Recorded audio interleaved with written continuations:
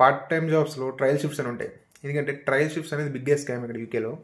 ఎందుకంటే ఇలా part time jobs like ఎవరైతే మన స్టూడెంట్స్ వస్తారో ఇక్కడ పార్ట్ టైం జాబ్ చేసుకోవడం లైక్ అక్కడ ఏంటంటే వేర్ హౌసెస్ కానీ లేకపోతే ఏమైనా కంపెనీస్లో కానీ లేకపోతే మ్యాక్సిమం గ్రాసరీస్ కానీ ఆఫ్ లైసెన్స్ స్టోర్లో బాగా జరిగింది. లేకపోతే ఫుడ్ రెస్టారెంట్స్లో బాగా జరుగుతుంది. ఏంటంటే మ్యాక్సిమం లైక్ ఒక బ్రిట్ రెస్టారెంట్స్ ఇవన్నీ ఉంటే అవి కూల్ పర్లేదు బాగానే ఉంటాయి, పే అంతా బాగానే ఇస్తారు.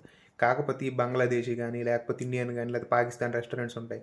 వీళ్ళు ఏం చేస్తారంటే మోస్ట్లీ మన ఇండియన్స్ రెస్టారెంట్ నడిపే కూడా మ్యాక్స్ జరుగుతుంటే లైక్ ఎవరైనా ట్రస్టెడ్ పర్సన్ ఆల్రెడీ అక్కడికి పేమెంట్ రిసీవ్ చేసుకోబోదు, లైక్ ఆల్రెడీ రిసీవ్ చేసుకుంటుంటే పర్లేదు, లేకపోతే జాగ్రత్త చూసుకుని. ఎందుకంటే ట్రయల్ షిఫ్ట్ అయిన వెంటనే మనం ఏంటంటే పార్ట్ టైం లేదు కదా, ట్రయల్ షిఫ్ట్స్ అంటున్నారు కదా అని చెప్పి వాళ్ళని ఒక ట్రస్టెడ్గా నమ్మి వెళ్తాం. అదొక ఆర్గనైజేషన్ కాదు, జస్ట్ ఒక రెస్టారెంట్ కాబట్టి. సో అక్కడ ఏమవుతుంది అంటే ట్రయల్ షిఫ్ట్ అని చెప్పి 1 డే 2 డేస్ 3 డేస్ అలాగా 1 వీక్ అవుతుంటుంది. 10 డేస్ 20 డేస్ చేసిన కూడా ఉన్నారు. కానీ ఏం చేస్తారు, ఇంకా నీకు వర్క్ ఇంకా రావాలని చెప్పేసి పేమెంట్ ఎవరు. సో చాలామంది నేను చూసాను కదా, చాలామంది నాకు తెలిసిన వాళ్ళు బేకింగ్ లైక్ కేక్స్ ఉంటాయి కదా వాటిలోకి వెళ్ళారు, వాటిలో ఇవ్వలేదు.